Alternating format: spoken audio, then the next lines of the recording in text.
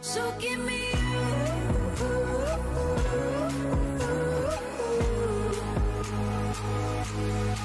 nothing to do.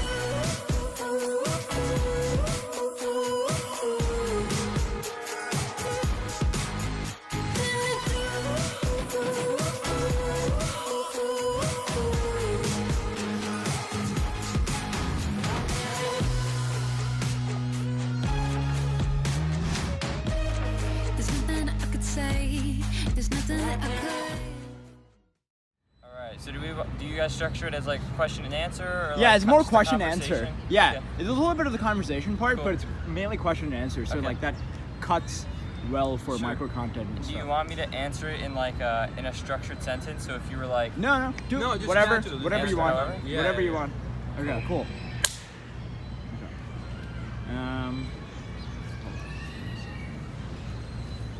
Awesome. Okay. Well, thank you for being here. Well, it's awesome meeting you in person. thank you. So when people ask you at a party, what do you do? What do you tell them? That's a really good question. When people ask me what I do, that's like one of the hardest things to answer, to be honest, because people don't understand, like, when you don't have a normal job. That's so hard for people to understand. Like, oh, I just go around and take video and like take photos. Like, oh, how do you make money from that? I'm like, I don't know. You just do. You make ends meet. You make it happen. But I guess I just tell people that I'm a photographer, just because that's the easiest way for people to understand and like really put like a title on something. So I would tell people that I'm a photographer. And what do your parents do for a living? My dad owns his own heating and air conditioning business, Yeah. and my mom does accounting for a grocery store right now. Right. But she's And- done different things Yeah, throughout her life. and it's so different from what you're doing. So I'm curious to know, Yes. what do they think about what you do? Sure.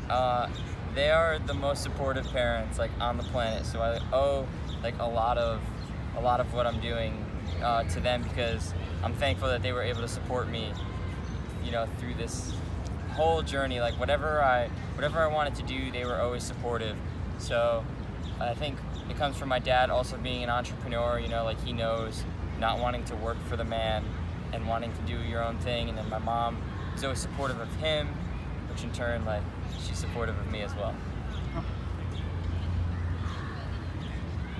So I know you dropped out. Yes. So when did you drop out, Sure. and why did you drop out? Okay.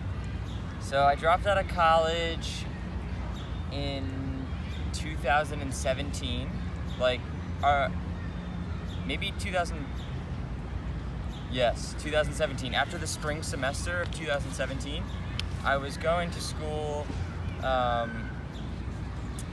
I went for like a year, but only part-time, so I didn't finish like a year's worth of credits. I was going for engineering,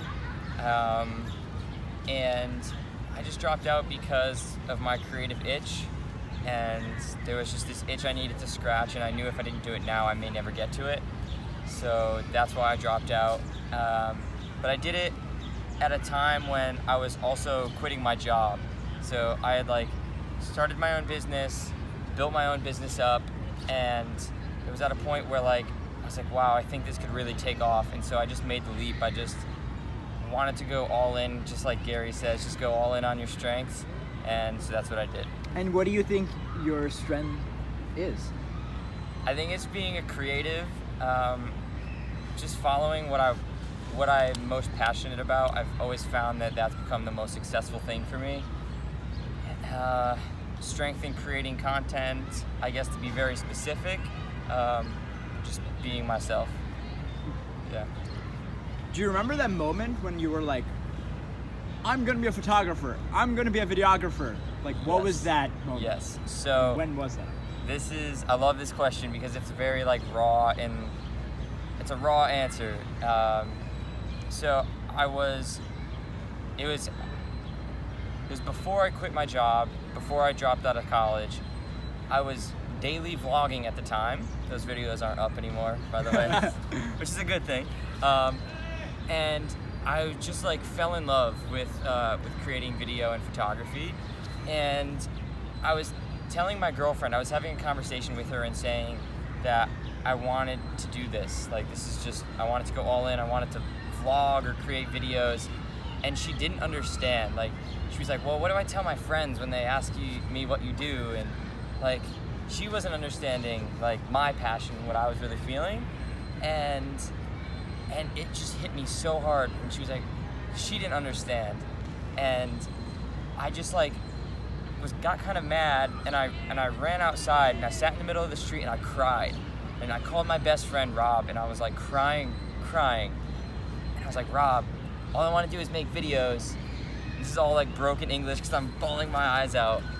And that was like me being open with myself and being open to someone else, just admitting like, this is all I want to do.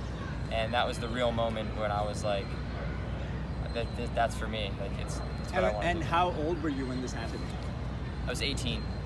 And when did you start taking pictures and making videos? Sure. What is the sort of like Batman origin story of that? Awesome. So I started making videos before I was a photographer, way before I was a photographer. I started making videos when I was 13. I was making Call of Duty videos. That's how it all started. I bought a capture card. You know, I saw a video on YouTube and I was like, I could do that. That seems really fun. And so I started making videos on YouTube for around 3 years. I grew a channel to 10,000 subscribers at like 14, 15 years old. And it was the time of my life. And then it kind of evolved from that into buying a camera and taking photos and then creating videos. So I knew that I liked creating content, and that's what I really liked about creating Call of Duty videos. It was creating something and then putting it out there for the world to see. That was the process that I loved. And then ultimately I just found that again through photography and videography. So I'm sure a lot of people want to know this, but who do you look up to, and who inspires you sort of in life and in art? We talked about Gary Vee a little bit, but like, you know. Yeah. So first, maybe this is a cliche, but my parents, like, they're just the best individuals. You know, they I think Gary admits this in a lot of his things as well. Like, he owes a lot of his strengths to his parents because they just pushed him. And I totally agree with that. Like, my parents have supported me through everything and like pushed me to do what I feel is right. So my parents are a huge inspiration. One, because they do support me, but two, because I see how hard they work. And my dad just works endless hours to support us, and so they're huge inspirations. But in a creative sense, I think my biggest inspiration right now is Dan Mace. Maybe it's because I'm working so close with him, but he's just opened my eyes to a whole new realm of filmmaking and content creation, and so that's been really, really great. Tell us who Dan Mace is for all the people who don't know, and how did you go about meeting him? Sure. So Dan Mace is a filmmaker and a director from South Africa. He started off by creating short films and he did directing for commercials, and now he's turned into the YouTube space and is creating solely on YouTube. And it's just an incredibly talented filmmaker and creative. I met Dan through an Instagram DM. Basically, he was looking for someone to help him with his videos here in New York, and I sent him a DM. He responded in like 4 minutes, and then the rest is history. Yeah. What is the best lesson you've learned from Dan so far?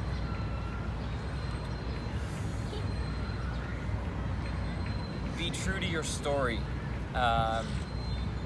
Dan is very, very story driven, more than anyone I've ever met. And I think like watching Casey on YouTube and watching other YouTubers, like, you hear that story is the most important thing, but I don't know if it necessarily makes you take action and like tell that story.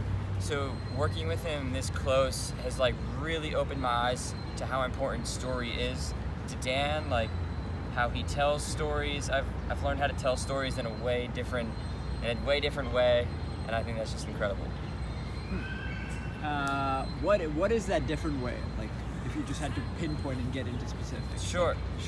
So, growing up as a filmmaker today, I've grown up like knowing one way of filmmaking, and I think like we look at filmmaking, and I the first thing would be like travel films. Like you see all these filmmakers creating travel films, and they're off and they make all these places look really cool, and that was like what I grew up knowing as filmmaking, really. And Dan has just brought in this whole other element of like, you don't need to make it look cool, like just be raw, be your truth, tell your truth, and that's the style of filmmaking that Dan is good at. Do you have a favorite Dan Mace story? I think my favorite Dan Mace story is when he escaped jail in Indonesia. Give us the quick 60 seconds on it, if that's possible. Basically, Dan got in a car accident in Indonesia. The police planted drugs on him. He found out that they planted drugs on him, and he had to run out of the prison before they closed the prison gates. And then the South African embassy had to come and save him. That's crazy. Did you guys know that story? That's I crazy. saw the video. Yeah. So let's dig more into the practical stuff. Like, Sure. What do you think makes a great picture?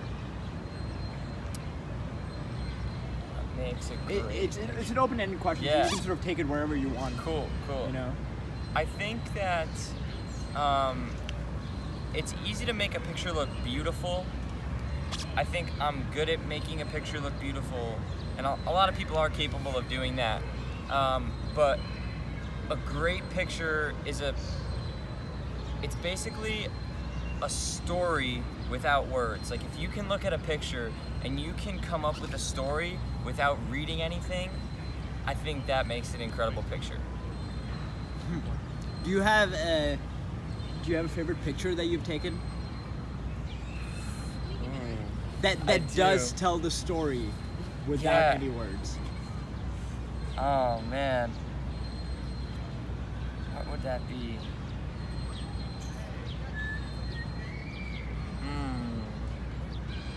I do. I think like there's this one picture I took in Australia at sunrise, and it's just like it's a picture that depicts like beauty and like everything that I feel through that picture. I just like it is a beautiful picture. What story does it tell? I'm just trying to think this through. Yeah, no, as it's well. totally fine. Trying to think it through. Yeah. Or just a picture that you really like, and that's one of them. So I think that would be my favorite picture. Yeah. Is this picture from Australia? It was a sunrise picture at Seacliff Bridge, it's called, and yeah, that's my favorite picture that I've taken. Awesome. How do you think about differentiating yourself from other photographers, other influencers on Instagram Yep. and YouTube? Like, how do you go about thinking about This that? is very, very interesting. So I don't know why I've always felt this way, but I don't feel like I need to think about making myself different. Right. I just think about me being me, Right. who I think I am, and I just follow that. I keep my head down, and I just do what I do. Right. I think I'm asking that question from a place because you grow up sort of being inspired and influenced by other people, like looking Yeah. at their work and their art and Sure. stuff, and then you almost start imitating them, Yep. which is a good thing initially. Yes. But what that creates is like your Instagram feed where like every picture looks the exact same. Correct. Or like every film looks like that travel film that Yep. that Casey sort of editing and Right. all that, right? So I don't know. So I was just wondering, like, what are your, I don't know, maybe you already answered the question, but like, Yeah. how do you move away from that and create something different? Sure. So originally when we'll just use video as an example. When I started making videos, I would purposely imitate who I wanted to be like. So like Sam Colder, for example, Peter McKinnon, like I made those types of videos because I needed to learn how to do that. And that was a really good way for me to learn. Like make a video exactly like Sam Colder to the best of my ability. Make a video exactly like Peter McKinnon to the best of my ability, and then just put it out. I didn't really care that it looked like there's like 100 people were gonna see it, you know. But now I learned, and through that process, I find what I like, what I don't like. I find what's very true to me, and I find what works. And then somewhere combined in all of that, you find your style. And I think that that's how you stay different. But you have to go through that learning process, and like you said, like copy them at the beginning to learn, and then make sure you don't stay copying them. So do you think you found your style, or are you still searching? I'm definitely still searching. I do think I'm. But what do you think, if you had to pick something right now, and you had to put your words to what your style is, what would you say your style is? Cinematic. It's a very cinematic style. That's what I think.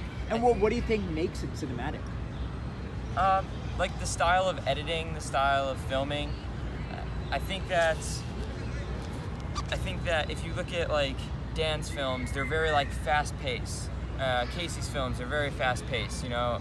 And then like I would compare myself more to like a Peter McKinnon type thing, where it's like these nice, slow, beautiful shots. I think that's more where my style lies. Yeah. That's very cool.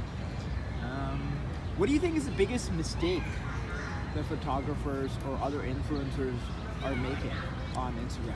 I think they put out work just for the sake of putting out work. I think that's a really big mistake. But that's something Gary talks about, that put out content. Sure. So do you disagree on Gary on this one? I don't disagree. I think you should put out as much as possible. My first year on Instagram, I put out work every single day, Monday through Friday, for a year. That was like my first year trying to grow myself on Instagram. So I did do that. And then it got to a point where I felt like the work was not what it should have been. And so I stepped away. I just was self-aware, and I put out work when it's like my favorite work. Like I want every picture to be better than the last picture. I want every video to be better than the last video. So I think that's important. Let's say somebody comes up to you and says, hey, like I want to be like you, I want to have like a big following on Instagram. How do you grow an audience on Instagram? What tips do you have on this? The biggest tip is the Gary V 2-cent strategy, is going and just collaborating or engaging with the audience that you think. Oh, sorry. Oh, no. I'll start that question again. Yeah. Can you repeat it for me? What tips do you have for people who want to grow their audience in social media? Sure. So I think the biggest thing is the Gary V 2-cent strategy. Collaborating with other people and engaging with the audience that you want to be engaged with you. And that's been, I think, my biggest success. Is even Gary says it himself, no one will do it. Basically, no one will do it. No one wants to spend an hour, 2 hours a day talking to other people on Instagram, commenting on random people's profiles. But I've done it for the past year, every single day for an hour, and I can tell you it's a long game, but in the end it pays off. And so how do you engage with these people? Like, how do you find them? Yep. What do you say? Sure. So I go to the hashtags that I post underneath every image. And so I'll just give one. We'll just say I use the hashtag. What hashtag do I use? We'll just say Sony Alpha. Say Sony Alpha, just as an example. So I'll go under the Sony Alpha hashtag, and I will go through everyone who's posting, the most recent ones, and I'll just comment authentic comments on it. But really, I have to like the image if I'm going to comment on it. So if I don't like it, I keep scrolling, because I want to be authentic with these people. And I'll say, hey, I really like your image, and I'll give them a little more description of what I like about it, and then I keep going. And I just do that for an hour every day, and maybe they'll come back to my page and check me out. Majority of them won't, but that's okay. It's just a long game. Yeah. What would you tell to somebody who says like, no, I want like a faster way. I don't want to do it this way. Like I want like a big strategy on like you know, I want to collaborate with Dan Mace like instantly and like grow my following. Like I don't want to do any of this. You're gonna lose. That's what I would say. You're gonna lose. That's great. I like that. What do you think is the cheapest way for somebody to start on, like, to become a photographer or like a personality on Instagram? Like, maybe let's start with photographer, right? Yeah. I mean, everyone says it. You start with what you have. I personally saved up to buy my first camera, and then I couldn't put it down. I couldn't put it down once I started.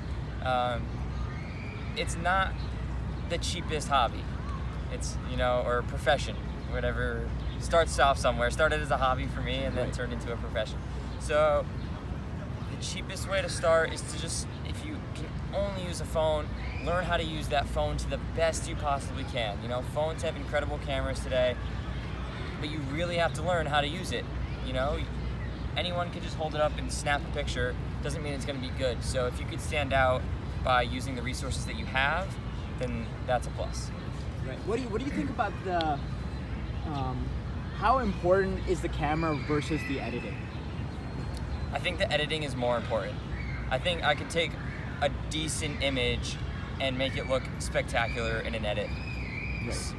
Right. Yeah. Yeah, and also this is more for me. Like I'm Yep. curious to know this. What do you think about the filtering apps, right? Not just the Instagram filters, but there's like Visco and stuff like that. Like as Sure. a photographer, what do you think about those? Or do you like, you're like, no, I'm a Lightroom purist. I'm a Lightroom purist. I am. Lightroom and Photoshop are my tools. Okay. I don't even have Visco on my phone. Right. I think I've downloaded it once to check it out. Never used it. Right.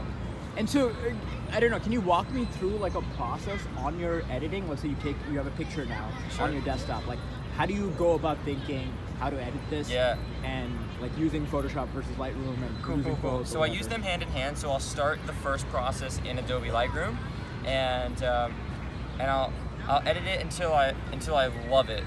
Like, so, but I'll usually edit in Lightroom in one session. So I'll sit there, I'll adjust, do all my adjustments, and I'm like, okay, cool, that looks good.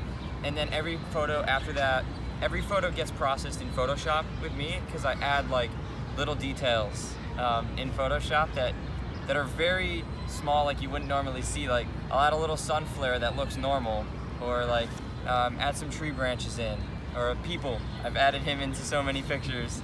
And why do you do that? It's my style. It's my style. It's who I am. I'm like, if it's missing an element and I think it needs something, then I put it in. Huh. Yeah. So then, what was the question again? What is your process in editing? Oh yeah. Okay. So then once it's in Photoshop, this is like when I get really nitpicky with things, and usually I'll edit that photo in like 2 or 3 sessions. Like I need to keep coming back to it, so I'll never finish a photo in one session. Like in Lightroom will be one session, and then it'll move to Photoshop, and then I'll add what I need to, or maybe take away what I need to in Photoshop, and then I'll let the image sit there. It'll be in Photoshop maybe for a week. I've worked on photos for 2 months before I finally liked them. But that goes back to me saying like I don't just post for the sake of posting, and I'll hold on to something until I think it's really good. So basically you edit in drafts. Yeah. You know? Yeah. Like the way a writer would write something. Exactly. Yeah. So I keep going back to photos until I think they're completely done.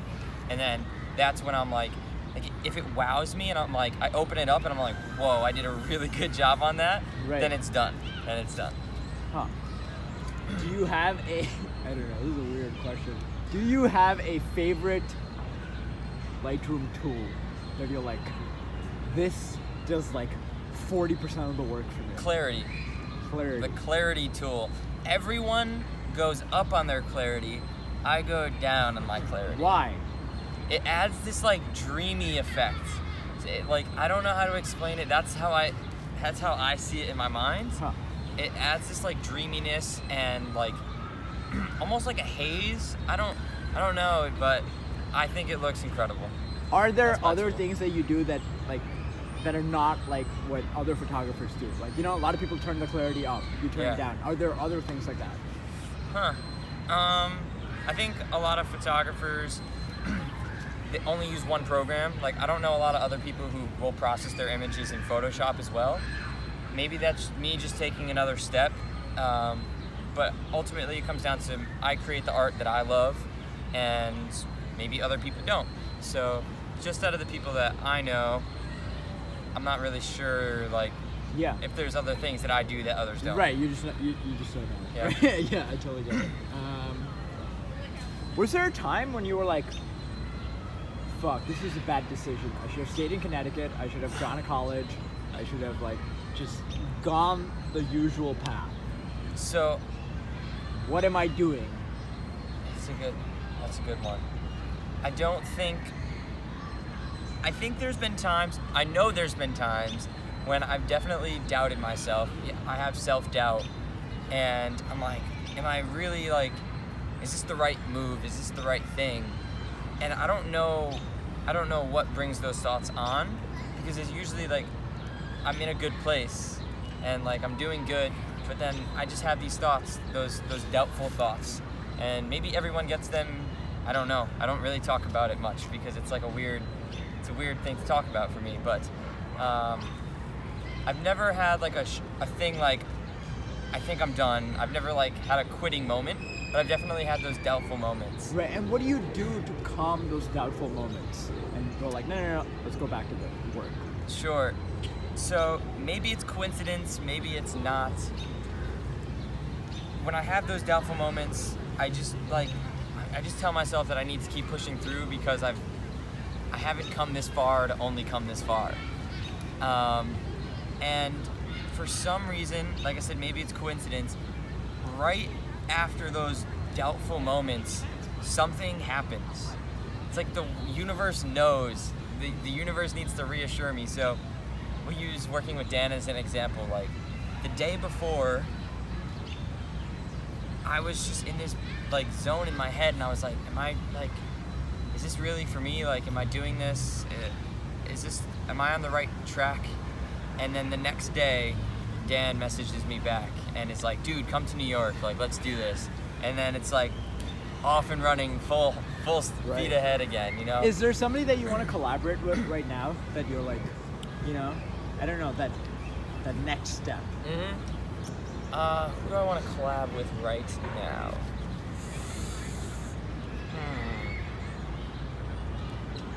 I don't think so.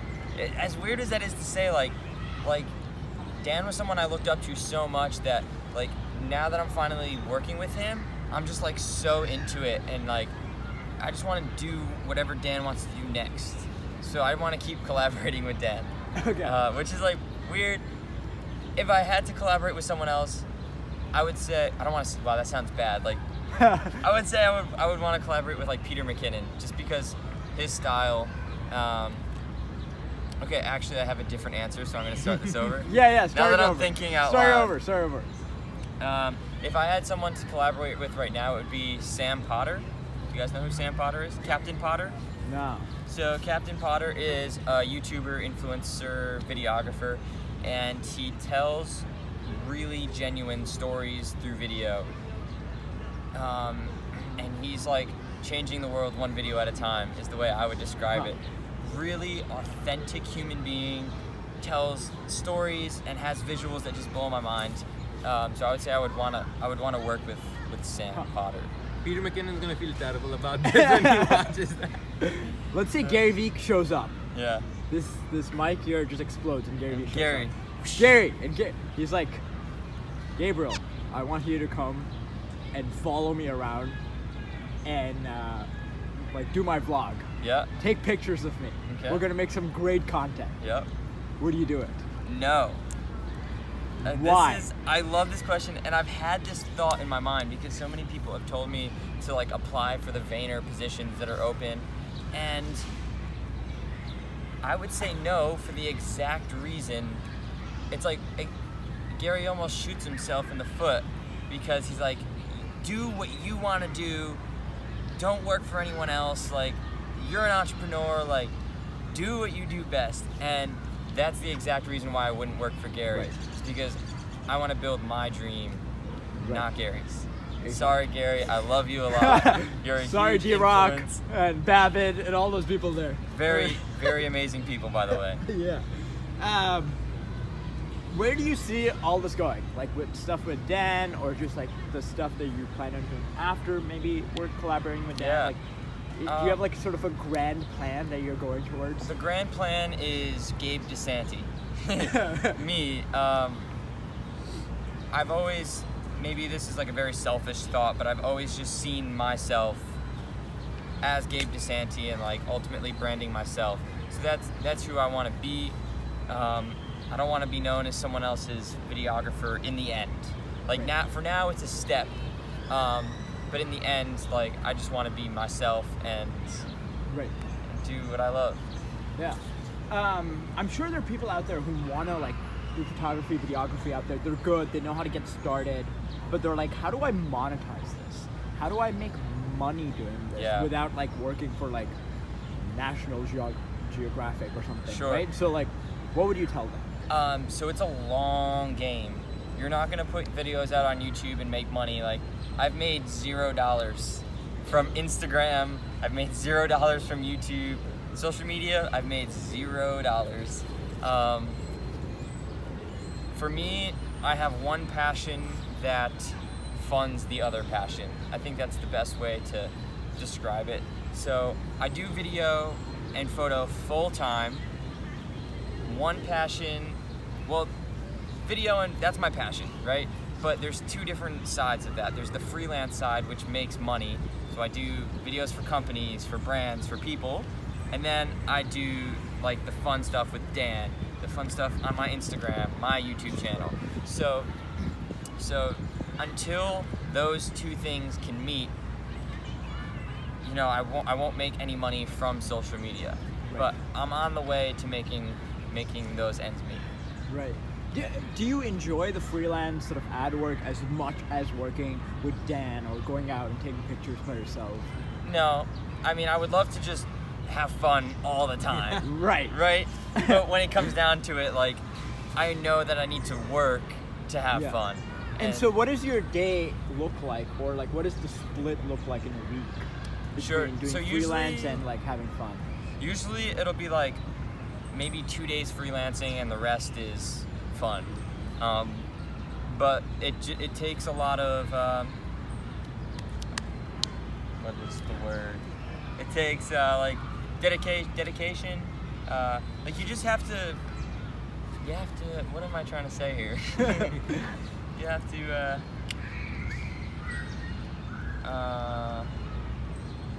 Yeah, it just takes a lot of dedication. Like when I need to do the freelance stuff, I need to sit down and I just need to do it so that I can go out and do all the fun stuff that I want to do. Right. The discipline. I think That's the word. you're looking I need to for. have the discipline to make sure I do the work I need to do to support myself, so that I can go out and do the stuff that I want to be doing. Right. And how did you go about getting those freelance gigs? Was it through the social media? Yes. So in that way, you have gotten paid through social media. Yes. Indirectly. Indirectly have made money through social media. Yeah. But I haven't been like paid to like post something on social media. Right. Or I haven't monetized my videos or anything Yeah. like Is there? that. Do you have like a favorite client or freelance work that you've done that you've been like very proud of? The most fun is working with Red Bull and Timex on their cliff jumping series.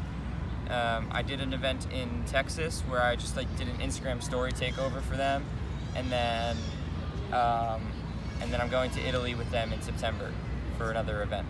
So that was most fun. The one I'm most proud of,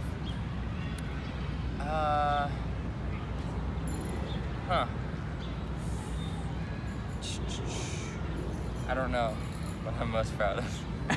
No, that's fine. That's I don't totally know. fine. I was just looking for an example, and you gave a good one. Yeah. Are you happy with what you're doing and how things are turning out? I've never been happier in my life. Honestly, never been happier. I just think back to like working my full-time job, because I did work full-time before all of this. Where did you work? full-time. I was a drafter, so I was creating like 3D models of parts. I went to a technical high school, so I graduated with a certificate in computer-aided drafting, and after that I got hired on full-time, and so I was going to school and working full-time, and so I knew that I didn't want to do that forever. And so I look back at those times and I don't regret my decision for a second. Like, I make less money, but I'm happier than I've ever been in my life. Yeah, that's awesome. Well, sort of to wrap stuff up, what advice would you give to high school Gabriel? High school Gabriel. Wow. That's a very interesting question, because I feel like I was a different person in high school. Like, in high school, I was like, I'm gonna go be an engineer. That's all I want to do. That's all I thought there was, to be honest. Like, in high school, I was coming out of that Call of Duty phase and like growing up, so to speak. And so it was like such a different time in my life, because I thought it was like you had to grow up. So I guess my advice then to high school Gabriel is, you don't have to grow up. Right. You can just keep dreaming, keep dreaming. So Yeah. do you think of yourself as an artist now? Because you wanted to be an engineer, which and Yes. an artist is seen on the opposite spectrum. Yeah. Or do you still consider yourself some sort of engineer with all the stuff you're doing? I don't know. I would see myself as an artist now. I guess I was going to be an engineer because that was the path I was being pushed towards from outer sources, like just the pressure of life growing up, Yeah. being pressured into a career, and so that was my choice at the time. But it never felt like a passion. Like, engineering never a passion for me. But like, being creative has always been there. That's been there since the beginning. So I think I would consider myself as an artist. Do you have any last words for people who want to do like stuff on Instagram, want to be an influencer, want to be a photographer, Yeah. don't want to go get the 9-to-5 job, don't want to go to college, Yeah. believe that all the rules are made up? That's a plug. But Yeah. what would you tell them? Just I sort of would- any parting wisdom? I would tell them to go for it, go all in on it, and believe in yourself before anyone else believes in you. Cool. That would be my biggest advice. I'm making a film about that. And I think that's my best advice. Just believe in yourself before anyone else believes in you. Just go at what you want 1,000%, like, just go full force, and it'll pay off in the end. Cool. That's awesome. Well, thank you. Cool. There is some. we let's do keep this. it We do. rolling. Yeah, we're keeping it Before rolling. we get to that, there's also like some stuff I just want to know about because you travel a lot. Yeah. So how did that, like, just because like you want to be a filmmaker does not automatically make people want to become like travel the world, Right, People yeah. make films just within America, but Right. like I've been following your Instagram for a while now, Cool. and like I've seen you go all over the world. So where did that passion or like want start from? So when I left my job, so this was May 2017, my first freelance gig was for this bank. I started doing work for a bank, and they were sponsored. I pitched this crazy idea to them. It was just like 1 in a million chance of them going for it. And I pitched this idea of using their debit card all over the world and showcasing that just because they're a small local bank doesn't mean people can't go everywhere with them. And they went for it. And so basically, when I quit my job, the day after I quit my job, I was on a 5-week trip to Europe the day after. And so that was like my first taste of traveling, and then I just had the bug after that. I was just like, this is the best thing I've ever experienced, and I need this again. So then when I came home, I was out of a job and kind of just threw myself into it. I was like, I need to make money. What am I gonna do now? Yeah. So I just kept getting freelance jobs, kept reaching out to companies, kept getting stuff coming in. My portfolio grew. I got more work, and I kind of just built that out for a few months, saved up money, sold my car, and then went off traveling again.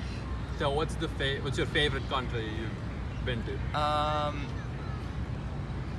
Bali, Indonesia was incredible. I can't wait to go back to Bali. Pretty crazy. What's the craziest, like, best story that came out of going to Bali? The best story that came out of Bali. I think just like the people that I met there and the friends that I made. Like I met someone from New York, like, and we went and had coffee the other day, you know, and so like seeing him in Indonesia and then meeting up again with him here was incredible. The best story was like driving 8 hours round trip on a scooter and not even getting the sunset shot that I wanted. You know, like those kind of things that I'll remember forever. Yeah. Which is like so weird to think about. Like it was the worst thing that could have happened, but I'll always remember that. Pretty cool. This is good And, stuff. yeah. Just last question I had. Yeah. Story behind the tattoos. I see 3. Yes. Is there like very like any like good deep? Yeah, like, what is story? the what is the just- text? Yeah. I don't So, know. when was the last time you did something for the first time? I heard this quote, and for some reason it just hit me. It like, I was like, whoa, like, when was the last time you did something for the first time? Yeah. And so I immediately made it a screensaver on my desktop, on my phone, like anywhere I could have a screensaver. It was this saying, and I was like, I want this to be my first tattoo. Like, not only is it ironic in and of itself, because it was my first tattoo, but it just like means a lot to me, and to always stay fresh, always like have like always do something new every day. So that means a lot to me. The Yes tattoo is a film I'm working on called Just Say Yes, and the idea behind that is I feel like a lot of the things that I've done in the past year, 2 years, I owe it to saying yes to opportunities before I knew how I would make them happen. So like when I got asked to go to Bali, I had like $100 in my bank account, and I was like, I don't know how I'm gonna do it, but yeah, I wanna go. And so I saved up enough for a plane ticket, which meant I had like $0 in my bank account after that, so I still had to pay for Bali, right? And I was like, you know what, I'm just gonna sell my car. So like that's just an example of saying yes to something. Like when you say yes, you put that pressure on yourself even if you don't know it. And so I think that's very important. And then the mom tattoo is wow to everyone else, Right. but mom to me. Yeah. That's awesome. It's just an inside joke that I've had with my mom since growing up. Yeah. So That's got that awesome. one for her. Cool. We do do this. some absurd questions. Yeah. So Yeah. just like go crazy with it. Be free. They Cool. don't have to Yeah. be logical Do whatever answers. you want with that. Okay. Yeah, Right? just have fun. Because it's kind of like more in line with their channel, Cool. you know, which is like a lot of absurdity, existentialism, and stuff like that. Yeah. Cool. That's gonna be a great clip. What the fuck? I can't wait to edit that. Yeah. Yeah. This guy is running behind. What was that? don't know, I thought it's he was almost gonna like go he's- Did he tackle steal a you. backpack? Yeah, I don't know. Yeah, it almost looked like he's running behind. Yeah, someone stole. Okay, let's go. Okay.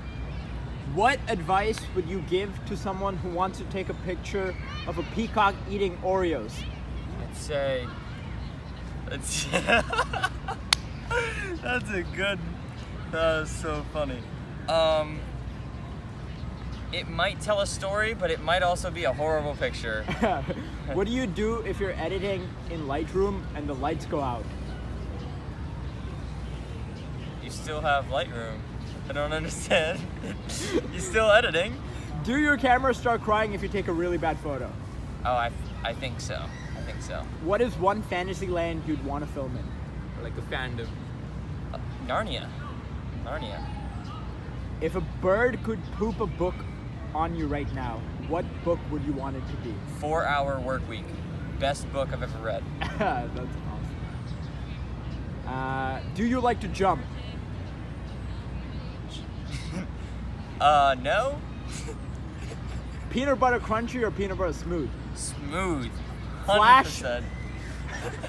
Come on. Flash or no flash in the moonlight? No flash. Would you rather do a photo shoot for Frankenstein or Dracula? I would say Frankenstein.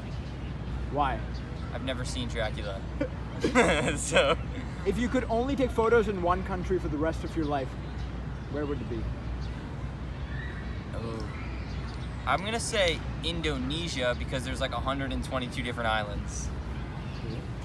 Let's say you take a photo of a mountain.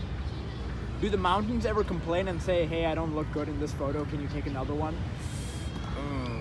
I don't think the mountains complain, but I think I would complain if it wasn't good. That's awesome. Yep. Cool. That's Thank it. you. Cool.